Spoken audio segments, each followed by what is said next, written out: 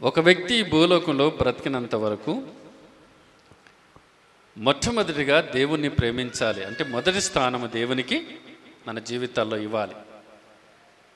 ఎందుకు అనంటే ఆయనే కదా మనల్ని పుట్టించను, ఆయనే కదా మనల్ని రక్షించను, ఆయనే కదా అన్నిటికీ మనకు సహాయం చేస్తుంది. కాబట్టి మొదటి స్థానము ఆయనకి ఇచ్చి అన్నిటికంటే ఈ లోకముగా ఎక్కువగా దేవుణ్ణి మనం ప్రేమించాలి అని. ఏ వ్యక్తి అయితే ఎక్కువగా దేవుణ్ణి ప్రేమిస్తూ ఉంటాడో ఆ వ్యక్తి జీవితంలో దేవుడు ఎలాంటి కార్యాలు చేస్తాడో కూడా నేను మీకు జ్ఞాపకం చేశాను. ఆ తర్వాత రెండవది ఏమిటి? ఒక వ్యక్తికి లోకంలో బ్రతికినంత వరకు దేవుణ్ణి సేవించాలి, దేవుణ్ణి ప్రేమించాలి ఒకటి. రెండవది దేవుణ్ణి సేవించాలి. మన పితరులు దివారాత్రులు కూడా 12 గోత్రికులైన ఇశ్రాయేలు ఎడతెగ దేవుని సేవించారు. ఎందుకు సేవించినారో కూడా నేను మీకు అవి జ్ఞాపకం చేశాను. ఒక వ్యక్తి దేవుని సేవిస్తే యెహోషువ గారు అంటున్నాడు, నేను నాకు ఇంటి వారిని అంతా కూడా దేవుణ్ణి సేవిస్తామని.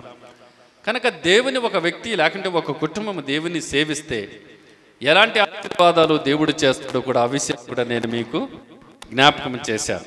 ఆ విషయాలు కూడా నేను మీకు జ్ఞాపకం చేశాను. కనుక ఈరోజు మరొక మాట మనం చూద్దాం. అదేమిటంటే మనము దేవుణ్ణి ఆరాధన చేయాలి. ఎవరిని ఆరాధన చేయాలి చెప్పండి? మూడవది, ఒకటి దేవుణ్ణి ప్రేమించాలి. దేవుణ్ణి ప్రేమిస్తే ఎలాంటి ఆశీర్వాదాలు ఉన్నాయో మీకు చెప్పాను. రెండవదిగా దేవుణ్ణే సేవించాలి. ఒక వ్యక్తి ఒక కుటుంబం దేవుణ్ణి ఎలా సేవిస్తే దేవుడు ఎలాంటి ఆశీర్వాదాలు ఇస్తాడో కూడా మనం చెప్పుకున్నాం. కనుక దేవుణ్ణి మనం ఆరాధన చేయాలి. ఎవరు ఆరాధన చేయాలి? నువ్వే చేయాలా, నేనే చేయాలా? నువ్వే చేయాలా, నేనే చేయాలా? దేవుణ్ణి ఆరాధన చేయాలి. అయితే ఎందుకు ఆయన ఆరాధన చేయాలి? ఎందుకు మనము ఆయనను ఆరాధన చేయాలి? అయితే ఎట్లా చేయాలి? మనము ఎందుకు ఆరాధన చేయాలి? నిన్ను పుట్టించిన దేవుడు, నిన్ను రక్షించిన దేవుడు, నిన్ను కాపాడుతున్న దేవుడు, అనుక్షణము కొనుకక నిద్రపోక నీ రాకపోకలేందో యెహోవా నిన్ను కాపాడి అన్నిట్లో నీకు సహాయం చేసి నువ్వు పుట్టింది మొదలుకొని ఇంతవరకు ఆయన సహాయం చేస్తుండగా ఆయనని ఆరాధన చేయకపోతే ఎలా? కనుక దేవుణ్ణి మనం ఆరాధన చేయాలి. ఆరాధన చేసే వాళ్ళు 2 విషయాల్లో గుర్తుపెట్టుకొని ఆరాధన చేయాలి. 96వ కీర్తన భాగం 9వ వచనాన్ని చూడమ్మా. పరిశుద్ధాలంకారములు ధరించుకొని నమస్కారము చేయండి. ఏమి అలంకరించుకోవాలంటే మనము పరిశుద్ధాలంకారములు ధరించుకొని ప్రభుకు నమస్కారము చేయాలి, ఆరాధన చేయాలి. రెండవది ఏమిటి? దినవృత్తాంతాల మొదటి గ్రంథం 16వ అధ్యాయం. దినవృత్తాంతం మొదటి గ్రంథం 16వ అధ్యాయం చదువుదాము. 29వ వచనాన్ని చూద్దాం. అక్కడ కూడా యెహోవా నామమునకు తగిన మహిమను ఆయనకు మనం ఏం చేయాలంట? చెల్లించాలి. యెహోవా నామమునకు తగిన మహిమ ఆయనకు మనం ఏం చేయాలంట? చెల్లించాలి అని రాడు. మరొక మాట కూడా మనం చూద్దాం. క్రొత్త నిబంధన కాలంలో మరి సమరయ స్త్రీతో ప్రభు చెప్పిన మాట, అది మనకందరికీ తెలిసిన విషయమే. యోహాను సువార్త 4వ అధ్యాయము 24వ వచనాన్ని మనం చదువుదాం. అక్కడ ప్రభువారు సమరయ స్త్రీతో మాట్లాడుతూ, దేవుడు ఆత్మ గనక ఆయనను ఆరాధించువారు ఆత్మతోనూ సత్యముతోనూ ఆరాధింపవలెను. పాత నిబంధన కాలములోన పరిశుద్ధాలంకారములు ధరించుకొని ప్రభును ఆరాధన చేయండి అని చెప్పింది బైబిల్. అలాగే ప్రభువారు క్రొత్త నిబంధన కాలంలో ప్రభువారు ఈ లోకంలో ఉన్నప్పుడు ప్రియులారా సమరయ స్త్రీతోటి ప్రభు చెప్పిన మాట ఏంటంటే, ఒక వ్యక్తి దేవుని ఆరాధన చేయాలంటే ఎట్లా చేయాలంటే చెప్పండి? ఆత్మతోనూ, చెప్పండి అందరు చెప్పండి, ఆత్మతోనూ సత్యముతోనూ ఆరాధన చేయాలి. పరిశుద్ధాలంకారం అవన్నీ కూడా ధరించుకొని మనం దేవుని ఆరాధన చేయాలి. ఆత్మతో సత్యముతో ఆరాధన చేయాలి. దేవుడు ఎవరి ఆరాధనను ఇష్టపడతాడు? వినాలి. ఎవరి ఆరాధనను ఇష్టపడతాడు? ఒక వ్యక్తి పరిశుద్ధమైన జీవితం జీవించి, ఇప్పుడు చదువుకున్నాం కదా, పరిశుద్ధాలంకృతులు ధరించుకొని దేవునికి నమస్కారం చేయాలి, ఆరాధన చేయాలి. మన జీవితంలోన పరిశుద్ధత లేకపోతే, పవిత్రత లేకపోతే మనం ఇచ్చే ఆరాధనను దేవుడు అంగీకరించడు కదా, అంగీకరించడు. మనం ఎప్పుడైతే పరిశుద్ధమైన జీవితం జీవించి మన చూపుల్లో, మన మాటల్లో, మన ప్రవర్తనలో, మన జీవితంలో పరిశుద్ధతతో బ్రతికి పరిశుద్ధంగా దేవుని ఆరాధించగలిగితే దానిని దేవుడు అంగీకరిస్తాడు. మనలోన పరిశుద్ధత లేకుండగా, పవిత్రత లేకుండగా, మనము మంచిగా జీవించకుండగా దేవానికి స్తోత్రాలు తండ్రి నిన్ను ఆరాధన చేస్తున్నాను అంటే ఆయన అంగీకరిస్తాడా నీ ఆరాధనని? అంగీకరించాడు. అర్థమైందా? ఎట్లా దేవుణ్ణి ఆరాధన చేయాలి? ప్రభువారు కూడా చెప్పాడు, ఈ ప్రజలు పెదవులతో నన్ను గణపరుస్తున్నారు కానీ వారి హృదయం నాకు చాలా దూరముగా ఉంది. కనుక పెదవులతో కాదు దేవుని ఆరాధన చేయాలి, అంతరంగముతో, ఆత్మతో, సత్యముతో దేవుని ఆరాధన చేయాలి. అది దేవునికి ఇష్టమైనటువంటి ఆరాధన. అలా చెబుతాం అందరూ కూడా. కనుక పరిశుద్ధంగా మనం ఆరాధన చేయాలి, ఆత్మతో సత్యముతో ఆరాధన చేయాలి, నీతి క్రియలు ధరించుకొని కదండి. పరిశుద్ధంగా దేవుని ఆరాధన చేసినప్పుడు దేవుడు చక్కగా మన ఆరాధనను అంగీకరిస్తాడు. ఆరాధనను అంగీకరించేదే కాకుండా ఆశీర్వదిస్తాడు. చప్పట్లు కొట్టండి అందరూ కూడా.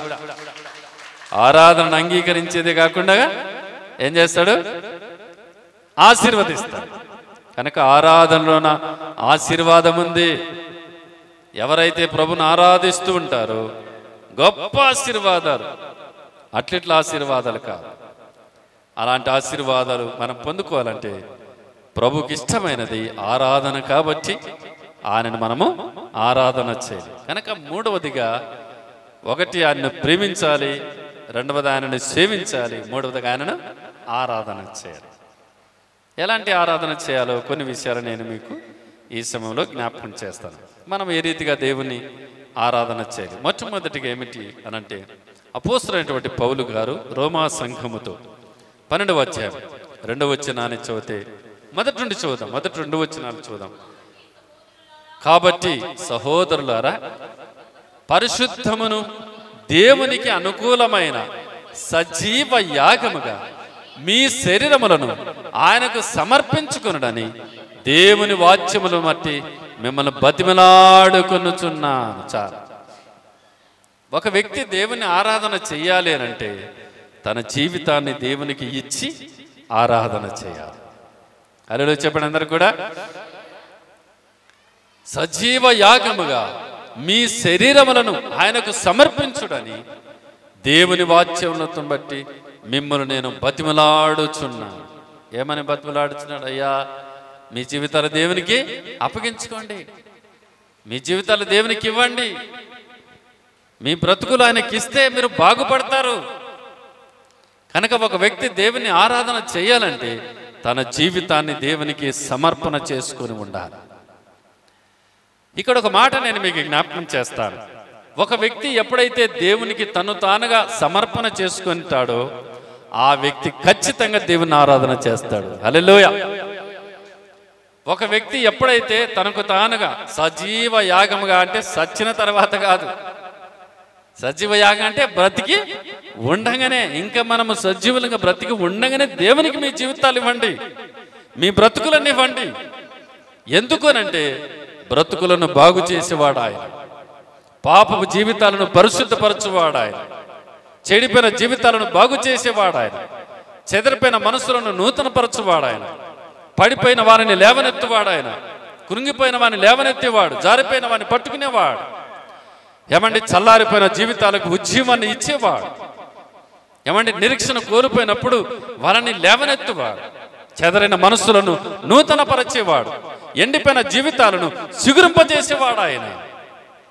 అందుకే మన జీవితాలను ఎప్పుడైతే దేవునికి ఇవ్వగలుగుతామో అప్పుడు ఖచ్చితంగా ఆ వ్యక్తి దేవుని ఆరాధన చేయకుండా ఉండలేడు, దేవుని ఆరాధన చేస్తాడు. ఎందుకంటే వినండి మాట చెప్తాను, ఒక వ్యక్తి దేవునికి సమర్పణ చేసుకున్నాడు అనంటే ఆ వ్యక్తిలో దేవుడే నివాసం చేస్తాడు. ఆమెను చెప్పాలి. తన జీవితాన్ని, దేవా నా జీవితాన్ని నీకు సమర్పణ చేస్తూ ఉన్నాను, ఇప్పటి నుంచి నువ్వే నా దేవుడు, నువ్వే నాలో ఉండండి, నన్ను నడిపించండి అని ఒక వ్యక్తి ఎప్పుడైతే దేవునికి తను తానుగా తన జీవితాన్ని సమర్పణ చేసుకుంటాడో అప్పుడు దేవుడు ఆ వ్యక్తిలో ఉండడం ప్రారంభిస్తాడు. దానికి సహాయంగా ఒక మాట మనం చూద్దాము. చూడండి, నిర్గమకాండములోన మోషే ద్వారా దేవాది దేవుడు ఇశ్రాయేలు జనాంగానికి చెప్పినటువంటి ఒక మంచి మాటను నేను మీకు జ్ఞాపకం చేస్తాను. నేను వారిలో నివసించున్నట్లు వారు నాకు పరిశుద్ధ స్థలమును నిర్మింప. 25వ అధ్యాయము 8వ వచనాన్ని మనం చదువుదాం. నిర్గమాకాండము 25వ అధ్యాయము 8వ వచనము. నేను వారిలో నివసించున్నట్లు వారు నాకు పరిశుద్ధ స్థలమును నిర్ణయింపవాలేను. చూసారా అండి? ఇప్పుడు అర్థమైందే? ఎప్పుడైతే మన జీవితాన్ని దేవునికి సమర్పణ చేసుకుంటామో, పరిశుద్ధంగా మనం జీవిస్తామో, అప్పుడు దేవుడు మనలోనికి వస్తాడు. దేవాది దేవుడు మోషే ద్వారా ఇశ్రాయేలు జనాంగానికి అదే చెబుతున్నాడు. ఏమని? నేను వారిలో వస్తాను, మీ దగ్గరకు వస్తాను, మీలో ఉంటాను. అయితే మీరు పరిశుద్ధ స్థలం ఏర్పాటు చేసుకోండి, ప్రత్యక్ష గుడారం ఏర్పాటు చేయండి, నేను అందులో వస్తాను. 3 భాగాలే చేయండి. అతి పరిశుద్ధ స్థలంలో మందసాన్ని పెట్టండి, నేను వస్తాను, ఆ స్థలం పైన మీతో మాట్లాడతాను. ఈరోజు మన జీవితాలను పరిశుద్ధపరచుకుంటే దేవుడు మన జీవితంలోనికి వస్తాడు, మన హృదయంలోనికి వస్తాడు. ఏమండి అమ్మా, ఎవరు జీవితంలోనికి వస్తాడు ఆయన అని అంటే, ప్రియులారా, పరిశుద్ధంగా ఉన్నటువంటి జీవితంలోనికి ఆయనకు వస్తాడు. ఎవరైతే పరిశుద్ధంగా జీవిస్తూ ఉంటారో వారి జీవితంలోనికి ఆయన వస్తాడు. మనం ఎప్పుడు పరిశుద్ధపరచబడతాము అనంటే, మన జీవితాలను దేవునికి ఇచ్చినప్పుడు దేవుడు ఖచ్చితంగా మన జీవితాలను బాగు చేస్తాడు. మన జీవితాలను ప్రభుకు సజీవ యాగముగా, మన శరీరాలను, జీవితాలను, ప్రాణాత్మ దేహాలను ఆయనకు సమర్పణ చేసుకున్నప్పుడు ఆ దేవాది దేవుడు మన దగ్గరికి వస్తాడు, మన జీవితాలను బాగు చేస్తాడు, మన పాపమంతా తీసివేస్తాడు. ఆయన మనలో ఉండటానికి ఆయన ఇష్టపడతాడు. అప్పుడు ఆయన మనలో ఉన్నాడంటే మనం ఊరుకుంటామా? మనం ఊరుకుంటామా? ఊరుకుంటానే ఉన్నాం. మనము బాగుంటే అధికారులు కాదు ఎవరైనా. అలాగే ఈ లోకంలో మనం ఆలోచన చేస్తే, మనము పరిశుద్ధంగా జీవించితే ఆ దేవుడు ఖచ్చితంగా మన దగ్గరికి వస్తాడు. ఆమెను చెప్పాలందరూ కూడా. మనం బాగుంటే, అందుకే ప్రభు మాట్లాడుతుంది, నేను వారిలో నివసించున్నట్లు వారు నాకు పరిశుద్ధ స్థలాన్ని ఏర్పాటు చేసుకోండి. ఏ జీవితం అయితే దేవునికి సమర్పణ చేసుకుంటారో, పరిశుద్ధంగా జీవిస్తారో, వారి జీవితంలోనికి ఆయన రావడానికి ఇష్టపడతాడు. అందుకే మోషే ద్వారా ఇశ్రాయేలు జనాంగానికి చెప్తున్నాడు, నేను వస్తా మీ దగ్గరికి, అయితే మీరు పరిశుద్ధ స్థలాన్ని ఏర్పాటు చేసుకోండి. ఆ కాలంలో ప్రత్యక్ష గుడారం, ఈ కాలంలో మన జీవితమే. మన జీవితమే, మన జీవితమే. మొన్నటి దిన మన హైదరాబాద్లో సోమవారం నుంచి శుక్రవారం వరకు అక్కడే ఉన్నాం. లాస్ట్గా మొన్న స్తుతి వర్తమానం చెప్పాడు కదా దశరథ్, మనకందరికీ తెలుసు. అబ్బాయి వాళ్ళ నాన్న అమ్మ వాళ్ళు అక్కడ పనిచేస్తారు. వాళ్ళ నాన్న అమ్మ వాళ్ళు ప్రభుని నమ్మలేదు. కొంతకాలంగా వాళ్ళకి వాక్యం చెప్తున్నాం, వాళ్ళు కూడా రెడీ అయ్యారు. నేను హైదరాబాద్కి వచ్చింది తెలిసింది కాబట్టి అప్పుడు దశరథ్ అమ్మ నాన్న వాళ్ళు, అంటే నేను వచ్చినానని విషయం తెలిసింది, తీసుకొని రండి అన్నందుకు, ఇట్లా వెళ్దాము అక్కడ అన్నప్పుడు సరే వెళ్దామని శుక్రవారం నైట్ మేము వారి దగ్గర ఉన్నాము. అక్కడ వారి దగ్గర ఉండి అక్కడ కొంతమంది హిందువులు ఉన్నారు. ఆ వ్యక్తులకు నేను సువార్త చెప్తూ ఉన్నాను. మనమంతా పాపులమే, కానీ పరిశుద్ధుడైన దేవుడు మనల్ని ఇష్టపడుతున్నాడు కదా. మనమంతా పాపులమే, కానీ పరిశుద్ధుడైన దేవుడు మన దగ్గర రావడానికి, మనలో ఉండటానికి ఆయన ఇష్టపడుతున్నాడు, నిన్ను ప్రేమిస్తున్నాడు ఆయన అని సువార్త ప్రకటించను. అక్కడ 4 వ్యక్తులు ఉన్నారు, అంటే ఇంకొంతమంది ఉన్నారు, కానీ 4 వ్యక్తులు వారికి నేను సువార్త చెప్పడం ప్రారంభమైంది. ఆ తర్వాత ప్రభుని నమ్ముకున్న ఒక 2 సువార్తకు సపోర్ట్ చేసి ఒక 2 భార్య భర్తలు ఉన్నారు. ఆ తర్వాత ఆయన చెప్తున్నారు, ఇదిగో మీ జీవితంలో ఎప్పుడు విననటువంటి మాటలు ఈరోజు మీరు ఉన్నారు. ప్రత్యక్షంగా ఈరోజు మీరు తీర్మానం చేసుకుంటే యేసయ్య ఖచ్చితంగా మీ ఇంట్లోకి వస్తాడు. చప్పట్లు కొట్టండి అందరికి కూడా. కనుక దేవుని బిడ్డలారా, ఎవరి దగ్గర ఉంటాడు, ఎవరి దగ్గరకు వస్తాడు అనంటే, నీ జీవితాన్ని ఎప్పుడైతే దేవునికి సమర్పణ చేస్తావు, నీ హృదయాన్ని, నీ దేహాన్ని ఎప్పుడైతే పరిశుద్ధంగా పెట్టుకుంటావో, అప్పుడు ప్రభు నీ దగ్గరికి రావడం ప్రారంభిస్తాడు. అప్పుడు నువ్వు ఆరాధన చేయకుండా ఉండలేవు. కనుక మన దేహము దేవుని ఆలయమని కొరింథీయులకు రాసినటువంటి మొదటి పత్రిక 3వ అధ్యాయం 16వ వచనంలో కూడా రాయబడింది. చదవండి అన్నమాట. కొరింథీయులకు రాసిన మొదటి పత్రిక 3వ అధ్యాయం 16వ వచనాన్ని చదవండి. మీరు దేవుని ఆలయమై ఉన్నారని, దేవుని ఆత్మ మీలో నివసించుతున్నారని మీరు ఎరగరా? కనుక అందుకే పౌలు అంటున్నారు రోమా 12 మొదటి వచనాలు, కాబట్టి సహోదరులారా పరిశుద్ధమును దేవునికి అనుకూలమైన సజీవ యాగముగా మీ శరీరాలను సమర్పణ చేసుకోండి. ఎప్పుడైతే మన జీవితాలను దేవునికి సమర్పణ చేస్తామో అప్పుడు దేవుడు మన దగ్గరికి రావడం ప్రారంభిస్తాడు. నేను వారిలో నివసించినట్లు వారు నాకు పరిశుద్ధ స్థలమును ఏర్పాటు చేయండి, నిర్మించండి అని దేవుడు చెప్పాడు. ఒకసారి మనం ఆలోచన చేద్దాం. మనము దేవుని ఆరాధన చేస్తున్నాము, బాగానే ఉంది, కానీ ఆయనలో నీలో ఉండి ఆరాధన చేస్తున్నావా? నీ ఆరాధన దేవునికి ఇష్టమై ఉందా? నువ్వు ఇచ్చేటువంటి ఆరాధన దేవుడు అంగీకరిస్తూ ఉన్నాడా? ఆలోచన చేయాలి. నీ జీవితాన్ని దేవునికి ఇవ్వకుండా, నీ జీవితాన్ని పరిశుద్ధంగా పెట్టుకోకుండా దేవానికి స్తోత్రాలు అని నువ్వు ఆరాధన చేస్తే నీ ఆరాధనను ఎట్లా అంగీకరిస్తాడు ఆయన? మనలో ఉన్న జీవితం అంతా కూడా సంపూర్ణంగా మార్చబడాలి. మార్కు సువార్త 7వ అధ్యాయం 21వ వచనములో లోపల ఉన్నటువంటి జీవితాన్ని చెబుతున్నాడు ఆయన. ప్రభువారు ఈ లోకంలో ఉన్నప్పుడు మార్కు సువార్త 7వ అధ్యాయం 21వ వచనంలో లోపల నుండి అనగా మనుషుని హృదయములో నుండి దురాలోచనలను, జారత్వలను, గొంగతనములను, నరహత్యలను, వ్యభిచారలను, లోభములు, చెడుతనమును, కృత్రిమమును, కామ వికారమును, మత్సరమును, దేవదూషణయు, అహంభావమును, అవివేకమును వచ్చును.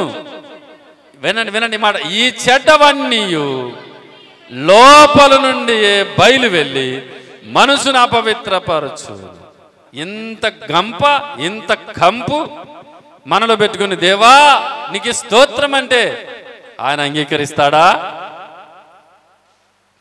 గలతీ రాసిన పత్రిక 5వ అధ్యాయము అక్కడ ఒక జాబితా ఉంది. 19వ వచనం, శరీర కార్యములు స్పష్టమై ఉన్నవి, అవి ఏవనగా, చదవాలి, శరీర కార్యములు స్పష్టమై ఉన్నవి, అవి ఏవనగా జారత్వము, అపవిత్రత, కామకత్వము, విగ్రహారాధన, అభిచారములు, ద్వేషములు, కలహము, మత్సరము, క్రోధములు, కక్షలు, భేదములు, విమతములు, అసూయలు, మత్తతలు, అల్లరితో కూడిన ఆటపాటలు మొదలైంది. ఈడొక గంపు ఉంది. ఏమా ప్రభువారు ఆడొక గంప చూపించే పౌరు గారు గలతీ సంఘంతో మాట్లాడుతూ ఈడొక గంప ఉంది. ఇట్లా గంపలు దాన్ని ఉన్నాయి. ఒకసారి నేను బైబిల్ కాలేజీలో ఉన్నప్పుడు ఈ పాపాల లిస్టు రాసుకున్నా. మనిషి జీవితం ఎట్లా పాపాలు చేస్తాడంటే పాపాల లిస్టు బైబిల్లో రాసుకొని ఎంత పెద్ద లిస్ట్ రాసుకున్నా, మొత్తం 1 నుండి ఇప్పుడు నేను చదివినానే ఇవన్నీ మొత్తం లిస్ట్ అంతా రాసుకొని ప్రభు దగ్గర పెట్టా. దాన్ని ఆ లిస్ట్ అంతా రాసుకొని ప్రభు దగ్గర పెట్టి, ప్రభా ఇవన్నీ నా జీవితంలో ఉన్నాయి, అన్ని తీసేయని ప్రార్థన చేశాను. ఇవన్నీ నాలోనే ఉన్నాయి, ఇదిగో ఇంత జాబితా ఉంది కదా, ఇంత జాబితా ఉంది ప్రభువా, ఈ జాబితా అంతా తుడిచేయి, దీన్నంతా కొట్టివేయి, ఈ పాపాలని నన్ను క్షమించుము, నన్ను క్షమించాలను అని కన్నీటితో ప్రభు దగ్గర పాదాలు పట్టుకుని ప్రార్థన చేశారు. కనుక మీరు కూడా బైబిల్ చదవడం మొట్టమొదటి చదివితే మనలోన ఏమేమి ఉన్నాయో, ఏ పాపాలు ఉన్నాయో అన్నీ కూడా ఒక లిస్ట్ రాసి పెట్టుకొని మట్టచంగా ప్రభు దగ్గర కన్నీరు కార్చి ప్రార్థన చేసుకొని, ప్రభా తుడిసేయి నాయన అని నువ్వు తుడిచేసావు, మళ్ళా నువ్వు ఏం మనలు కూడా సన్నలు కాదు, ప్రభు తుడిచేసిన అల్లే అని నువ్వే తుడిచేసుకుని మళ్ళా దాన్ని ప్రభు తుడిచేయాల కదా, ప్రభు తుడిచేయాలి ఆ జాబితా అంతా. కనుక ఇంత భయంకరమైన ఏమంటారు ఫుచ్చు, ఇంత చెడ్డ జీవితం మనలో పెట్టుకుంటే దేవా తండ్రి నాయన నీకు స్తోత్రం అంటే నీ ఆరాధనను దేవుడు అంగీకరిస్తాడా? దేవుని స్తోత్రం చెప్పండి, హల్లెలూయా. అంగీకరిస్తాడా? అంగీకరించడు. ప్రియులారా, ఒక వ్యక్తి దేవుణ్ణి ఆరాధన చేయాలి అని అంటే తన జీవితాన్ని దేవునికి ఇచ్చినప్పుడు, మన జీవితాన్ని ఆయన పరిశుద్ధపరిచినప్పుడు, ఆ పరిశుద్ధాత్ముడు మనలో ఉన్నప్పుడు బలమైన స్తుతి ఆరాధన చేస్తాం. ఆయనకి పరవశించి ఆరాధన చేస్తావు, పరవశించి స్తుతిస్తావు, నీకు నీవుగా ప్రభు సన్నిధిలో ఆరాధన చేస్తూ ఉంటావు. అలాంటి ఆరాధనను దేవుడు కోరుకుంటూ ఉన్నాడు. అలాంటి ఆరాధనను దేవుడు కోరుకుంటున్నాడు. మరొక మాట మనం చూద్దాము, చూడండి. అలాగే మనం దేవుని ఆరాధన చేయటంలో ఆయన చేసిన మేలును బట్టి దేవునికి ఆరాధన చేయాలి. ఆయన చేసిన మేలును బట్టి దేవునికి ఆరాధన చేయాలి. మన జీవితాలను దేవునికి ఇచ్చి ఆరాధన చేయొచ్చు. ఆయన చేసిన మేలును బట్టి ఆయనకు ఆరాధన చేయొచ్చు. చదువుతాం ఆ విషయాన్ని. చదవండి దావీదు కీర్తన భాగంలో 116వ కీర్తన భాగం చూద్దాము. కీర్తనకాడు ఎంత చక్కగా దేవునికి స్తోత్రాలు. యెహోవా నాకు చేసిన ఉపకారములన్నిటికీ నేనానికేమి 12 వచనం 116వ కీర్తన భాగం 12 వచనం. యెహోవా నాకు చేసిన ఉపకారములన్నిటికీ నేనానికేమి చెల్లించెదను. రక్షణ పాత్రను చేత పుచ్చుకొని యెహోవా నామమున ప్రార్థన చేసేదను. యెహోవాకు నా మ్రొక్కుబళ్ళు చెల్లించెదను. ఆయన ప్రజలందరి ఎదుటనే చెల్లిస్తాను. దేవునికి స్తోత్రం. యెహోవా నాకు చేసిన ఉపకారములన్నిటినీ బట్టి ఆయనకు స్తోత్రాలు చెప్తాను, ఆరాధన చేస్తాను. ఏమి ఉపకారాలు చేశాడు ఆయన? ఎలాంటి గొప్ప కార్యాలు ఆయన చేశాడు మన పట్ల? ఏదో మనకు దేవుడు ఇల్లు ఇచ్చినాడని ఆరాధన చేయడం కాదు, మనకేదో వాహనం ఇచ్చినాడని ఆరాధన చేయడం కాదు, ఉద్యోగం వచ్చిందని ఆరాధన చేయడం కాదు, లేకుంటే సంతానం కలిగిందని ఆరాధన చేయడం కాదు, పిల్లలకు అవి వచ్చినాయి ఇవి వచ్చినాయని ఇది కాదు ఆరాధన. దేవుడు ఇష్టపడే ఆరాధన ఏంటి? దేన్ని బట్టి నువ్వు దేవుని ఆరాధన చేయాలంటే రండి చూద్దాం 103వ కీర్తన భాగంలోన కీర్తనకాడు దేవుని ఎలా ఆరాధన చేశాడో మనం చదువుదాం. నా ప్రాణమా యెహోవాను సన్నుతించుము, నా అంతరంగములను సమస్తమా ఆయన పరిశుద్ధ నామమును సన్నుతించుము. నా ప్రాణమా యెహోవాను సన్నుతించుము, ఆయన చేసిన ఉపకారములలో దేనిని మరవకము. ఏం ఉపకారాలు చేశాడు ఆయన? ఏ మేలుని చేశాడు మన జీవితంలో? ఆయన చేసిన మేలేమిటి? ఆయన చేసిన ఉపకారాలు ఏమిటి అంటే రండి కిందికి పదమని చెబుతున్నాడు. ఆయన నీ దోషములన్నిటినీ క్షమించినాడు. చపలు కొట్టిన అందరూ కూడా దేవునికి స్తోత్రం. ఏం మేలు చేశాడు ఆయన? ఏమి ఉపకారాలు చేశాడంటే నీ దోషాలన్నిటినీ ఆయన క్షమించినాడు, నీ పాపాలని క్షమించినాడు, నీ పాత జీవితాన్ని అంతటి కూడా క్షమించేసినాడు. రండి కిందికి పదాం. నీ సంకటములన్నిటినీ కుదిర్చి పడేశాడు. నువ్వు దుఃఖపడుతూ సంకటపడుతూ వేదన పడుతూ అయ్యో ప్రభు నా జీవితం బాగలేదన్నప్పుడు నీ జీవితాన్ని ఆయన బాగు చేసి నీ సంకటాలన్నీ కుదిర్చి పాడేశాడు. రండి కిందికి పదాం. ఏమంటాడు? సమాధిలో నుండి నీ ప్రాణాన్ని ఏం చేశాడంట? విమోచించాడు. రండి కిందికి పదాం. కరుణకటాక్షములను నీకు కిరీటముగా ఉంచుచున్నాడు. రండి చూద్దాం. పక్షిరాజు యవనం వలె నీ యవనము క్రొత్త తగుచుండునట్లు మేలుతో నీ హృదయమును తృప్తిపరచుచున్నాడు. దేవునికి స్తోత్రం. హల్లెలూయా. ఎంత గొప్ప కార్యాలు చేశాడు ఆయన. ఏం చేసినాడు?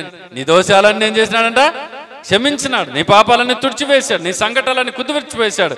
సమాధిలో నుండి నీ ప్రాణాన్ని విమోచించాడు. కరుణ కటాక్షములను కిరీటంగా పెట్టాడు. పక్షిరాజు యవనం వలె మన యవనం క్రొత్త దూచుండ మేలుతో మన హృదయాన్ని తృప్తిపరిచాడు. దేవునికి స్తోత్రం.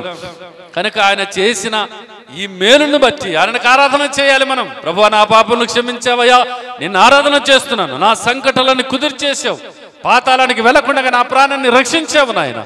దేవా నిన్ను ఆరాధన చేస్తున్నాను, నిన్ను స్తుతిస్తున్నాను అని నువ్వు దేవుని ఆరాధన చేసినప్పుడు నీ ఆరాధనను దేవుడు అంగీకరిస్తాడు.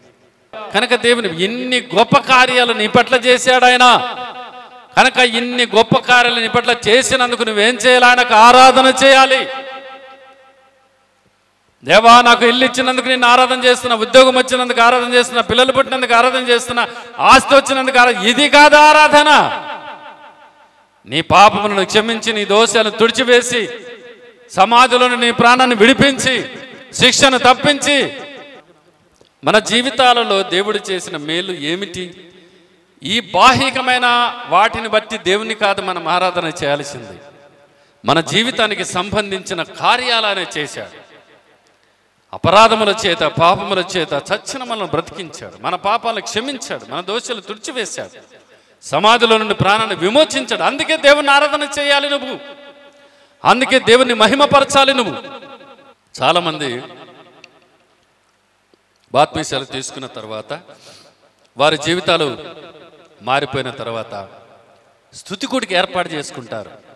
బాప్తీసం తీసుకున్న తర్వాత ఇంటిలో కూడిక పెట్టుకొని సేవకులు ఆహ్వానించుకొని, సంఘాన్ని ఆహ్వానించుకొని, నేను ఇంతవరకు పాత జీవితాన్ని జీవించేవాడిని, పాప బ్రతుకులో ఉండేవాడిని, కానీ ఈరోజు నా జీవితాన్ని మార్చుకున్నా, దేవుడు నన్ను క్షమించినాడు, బాత్మీని తీసుకున్నా అని స్తుతికుడికి ఏర్పాటు చేసుకొని దేవుణ్ణి ఆరాధన చేసేవాళ్ళు ఉన్నారు, దేవుని స్తుతించేవారు ఉంటారు.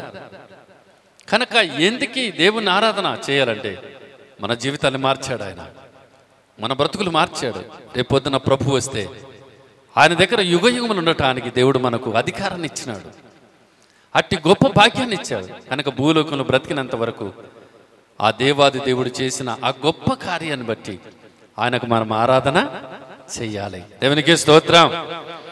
మొట్టమొదటిగా మన జీవితాలను, మనల్ని పుట్టించిన దేవుడు కాబట్టి మనకు జీవితాలను ఆయనకు సమర్పణ చేసుకుని ఆరాధన చేయాలి. రెండవది, ఆయన మన పట్ల చేసిన శిలువ కార్యాన్ని బట్టి దేవునికి ఆరాధన చేయాలి. మూడవది ఏమిటి, ఎలా ఆరాధన చేయాలి మనం దేవునికి అంటే, రండి, యేసు ప్రభువారు ఈ లోకంలో జీవించినప్పుడు, ఆయన యూదయ బెత్లెహేములో జన్మించినప్పుడు తూర్పు దేశపు జ్ఞానులు, రండి చూద్దాం, 2వ అధ్యాయం 10వ వచనం నుండి చూద్దాం. తూర్పు దేశపు జ్ఞానులు, 9వ వచనం, తూర్పు దేశపు జ్ఞానులు యూదయ బెత్లెహేమునకు వచ్చి యేసు ప్రభు ఉన్నటువంటి పశువుల ఆ పాకులోనికి ప్రవేశించి వారు దేవునికి ఎలాంటి వస్తువులు ఇచ్చి దేవుని ఆరాధన చేశారు? చదవండి మాట 9వ వచనాన్ని. వారు రాజు మాట విని బయలుదేరిపోచుండగా ఇదిగో తూర్పు దేశమున వారు చూసిన నక్షత్రం ఆ శిశువుడిన చోటుకి మీదుగా వచ్చి నిలిచి వరకు వారికి ముందుగా నడిచెను.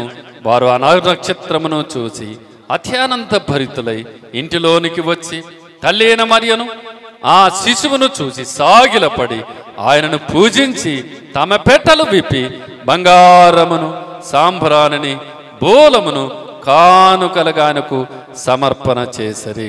అందరూ ఒకసారి చప్పట్లు కొడదామా? 2 చేతులు పైకెత్తి స్తోత్రం చెబుదాం. హల్లెలూయా. చూడండి, యేసు ప్రభు వారు జన్మించాడు. తూర్పు దేశం నుండి వచ్చారు జ్ఞానులు. పశువుల పాకుల ఆ తొట్టిలో ఉన్నటువంటి యేసు ప్రభు దగ్గరికి వెళ్ళారు. వెళ్ళి ఏం చేశారంట, తాము తెచ్చుకున్నటువంటి కానుకలు ఒక పెట్టెలో తెచ్చుకున్నారు. పెట్టెను విప్పి మొట్టమొదటి ఏమిచ్చినారంట దేవునికి చెప్పండి? బంగారమునిచ్చారు, సాంబ్రాణినిచ్చాడు, బోలమును కానుకలుగా ఆయనకు సమర్పణ చేసి. కనుక మనము ఇచ్చుట ద్వారా కూడా దేవుని ఆరాధన చేయవచ్చు. అర్థమైందా? మనల్ని పుట్టించిన దేవుడు కాబట్టి మన జీవితాలను దేవునికి ఇచ్చి ఆరాధన చేయాలి. రెండవది, ఆయన సిలువలో చేసిన కార్యాన్ని బట్టి మన జీవితాలు క్షమించబడిన దాన్ని బట్టి దేవునికి ఆరాధన చేయాలి. మూడవదిగా, దేవుడు మనకిస్తున్న దానిని బట్టి అవి కూడా దేవునికి ఇస్తూ దేవుని మనము ఆరాధన చేయాలి. బంగారమును, సాంబ్రాణిని, బోలములను కానుకలుగా ఆయనకు సమర్పించారు. అలా ఆరాధన చేయాలి. అది దేవుడు ఇష్టమైనది, అది దేవుడు కోరుకున్నటువంటి ఆరాధన. చాలాసార్లు మీకు చెబుతూ ఉంటాను, ఇప్పుడు దాన్ని నేను వివరించాల్సిన అవసరం లేదు. మనకిచ్చినటువంటి దాంట్లోన దేవునికి ఇచ్చి మనం ఆరాధన చేయవచ్చు. అలాంటి ఆరాధనను దేవుడు ఇష్టపడుతూ ఉన్నాడు. బంగారు, సాంబ్రాణి, బోలమును. ఏమండి, బంగారు ఎంత విలువైనది! ఈ లోకంలో ఎంత విలువైనదైనా మనకు విలువనిచ్చిన ఆ దేవుని దగ్గర ఇలాంటి విలువైన వస్తువులు ఏమి ఎన్నికకు చేయబడవు. ఇంత విలువైన జీవితాన్ని మనకిచ్చినప్పుడు ఈ లోకములో ఏదైనాను ఆయనకి ఇవ్వాలనుకుంటే అది సరిపోతుందా? అది బంగారమైనా కావచ్చు, వెండికైనా కావచ్చు, సాంబ్రాణి ఏదైనా కావచ్చు. అయితే ఆ జ్ఞానులు దేవునికి అర్పించి ఆరాధన చేశారు. హల్లెలూయా. అర్పించి ఏం చేసినారు చెప్పండి? ఆరాధన చేశారు. కనుక మనకు ఉన్నటువంటి దాంట్లో, దేవుడు మనకిచ్చిన దాంట్లో అది ఏదైనా కావచ్చు, దేవునికిచ్చి ఆరాధన చేయి. ఇలాంటి వస్తువులు దేవునికి ఇవ్వటం ద్వారా నువ్వు ఆరాధిస్తున్నావు. చాలామంది దేవుని భాగాన్ని దేవునికి ఇవ్వకుండా దొంగిలించేవారు ఉన్నారు. అయితే నువ్వు ఆరాధనను కోల్పోతున్నావు. దేవునికి ఇవ్వాల్సిన భాగాన్ని దేవునికి ఇవ్వకుండా దొంగిలిస్తూ ఉన్నారు. బైబిల్ చెబుతుంది, మీరు దొంగలు, దశమ భాగాలు ప్రతిష్టార్పణలు చెల్లించకుండగా మీరు దొంగలుతూ ఉన్నారు, మీరు దొంగలు అన్నారు. సోదరులారా వినండి, నువ్వు ఆ వస్తువులు ఇచ్చి ఆరాధన చేయటం నీకు ఆశీర్వాదకరమైనది, అది దేవునికి మహిమకరమైనది. నీ భాగాన్ని నువ్వు ఇవ్వకుండా ఉన్నావంటే నువ్వు దేవునికి ఆరాధన చెల్లించట్లేదు, ఆశీర్వాదాన్ని కోల్పోతున్నావు. వారు బంగారమును సాంబ్రాణిని బోలమును ఆయనకు సమర్పణ చేశారు, ఆరాధన చేశారు. కనుక దేవునికి మనం ఇచ్చే వస్తువుల ద్వారా దేవునికి ఆరాధనకు వెళ్తుంది. అది ఏ వస్తువైనా కావచ్చు, అది డబ్బు కావచ్చు, వస్తువు కావచ్చు, బియ్యం కావచ్చు, ఏదైనా కావచ్చు, బంగారం కావచ్చు, వెండి ఏదైనా కావచ్చు. కానీ అది ఇవ్వటం వాళ్ళ ద్వారా నీవు దేవుణ్ణి ఆరాధన చేస్తూ ఉన్నావు. దేవుని స్తోత్రం చెబుతాం, హల్లెలూయా. కనుక దేవుని బిడ్డలారా, దేవుడు కోరుకుంటున్నాడు నీ నుండి ఆరాధన. ఎలాంటి ఆరాధన? నీ జీవితాన్ని దేవునికి ఇచ్చి ఆరాధన చెయ్యి. దేవుడు నీ పట్ల చేసిన ఆ క్షమాపణ, రక్షణను బట్టి దేవునికి ఆరాధన చెయ్యి. అలాగే దేవుడు నీకు ఇచ్చినటువంటి సొమ్ములోన ఆయన భాగాన్ని ఆయనకిచ్చి ఆరాధన చెయ్యి. అది దేవుడు ఇష్టపడుతున్న ఆరాధన, అది దేవుడు కోరుకున్నటువంటి ఆరాధన. మరి అలాంటి ఆరాధన మనం ఇస్తున్నామా దేవునికి? మన జీవితాలను దేవునికి సమర్పణ చేసుకుని ఆరాధన చేస్తున్నామా? ఆయన మన కొరకు సిలువలో చేసిన ఆ త్యాగం, మన జీవితాలను క్షమించిన దాన్ని బట్టి ఆరాధన చేస్తున్నామా? మనకిచ్చినటువంటి దాంట్లో నా దేవునికి భాగాన్ని దేవునికి ఇచ్చి దేవుని ఆరాధన చేస్తున్నామా? ఆలోచించేయండి. ఆరాధనకు అర్హుడు ఆయన. బ్రతికినంత కాలం ఈ 3 విషయాలు ఎప్పుడు తప్పిపోవద్దు. అర్థమైందేమా? ఈ 3 విషయాలు ఎప్పుడు తప్పిపోదు. నీ జీవితాన్ని దేవునికి ఇచ్చి ఆరాధన చెయ్యి. దేవుడి నీ పట్ల చేసిన సిలువ కార్యాన్ని బట్టి, క్షమించిన దాన్ని బట్టి ఆరాధన చెయ్యి. దేవుడు నీకు ఇచ్చిన సంపాద్యములు దేవునికి ఇచ్చి ఆరాధన చెయ్యి. అది నీకు దీవెనకరంగా ఉంటుంది, ఆయనకు మహిమకరంగా ఉంటుంది. హల్లెలూయా చెబుదాం. కనుక దేవుని బిడ్డలారా, ఈ మధ్యాహ్న కాలపు వేళలో దేవుడు నీతోటే మాట్లాడుతున్నాడు. ఆయన ఆరాధన ఇష్టపడుతున్నాడు. ఆయనను మనం ప్రేమించాలి బ్రతికినంతకాలం, ఆయన మనము సేవించాలి బ్రతికినంతకాలం, ఆయనను మనం ఆరాధన చేయాలి బ్రతికినంతకాలం. నీ జీవితాన్ని దేవునికి ఇచ్చి ఆయన చేసిన సిలువ కార్యాన్ని బట్టి నీకు వచ్చిన దాంట్లో దేవునికి ఇచ్చి నువ్వు దేవుని ఆరాధన చేయగలిగితే అది ఆయనకి ఇష్టమైనటువంటి ఆరాధన. వస్తువుల కంటే ముందు నువ్వే ముఖ్యం. అందుకే నువ్వు ముందు రావాలి ఆయనకి, ఆ తర్వాత నీ వస్తువులు. కనుక ఈ సమయంలో ఆలోచించేద్దాం, అలాంటి ఆరాధన మనం చేస్తున్నామో లేదో ఆలోచించి, చేయకపోతే ఇప్పటి నుంచి అయినా చెయ్యి. నీ జీవితాన్ని మరొకసారి నీకు అవకాశం ఇస్తున్నాడు ఆయన. ఈ సంవత్సరం దాటక ముందే ఈ నెలలో నీకు ఒక అవకాశాన్ని ఇస్తూ ఉన్నాడు. ఈ దినమందైనా నువ్వు తెలుసుకుంటే నీకు మేలు. ఈరోజైనా నీ జీవితాన్ని దేవునికి ఇచ్చి, ప్రభువా నిజమే, ఎంతవరకు నా జీవితాన్ని నీకు ఇవ్వకుండగా ఒక పెదవులతో ఆరాధన చేశాను, ఎంతవరకు నీ సిలువ కార్యాన్ని గుర్తు చేసుకోకుండా ఒక ఆరాధన చేశాను, నీ భాగాన్ని నీకు ఇవ్వకుండగా నేను ఆరాధన చేస్తున్నాను. దయతో క్షమించు తండ్రి, నా జీవితాన్ని మార్చుకుంటున్నాను, నా మనసు మార్చుకుంటున్నాను. ఇప్పటి నుంచి నేను నిజమైన ఆరాధన చేస్తాను, నువ్వు కోరుకున్నట్లుగా ఆరాధన చేస్తాను, నువ్వు ఇష్టపడినట్లుగా ఆరాధన చేస్తాను అని మన జీవితాలను తీర్మానం చేసుకొని నిజమైన ఆరాధనానికి చెల్లిద్దామా?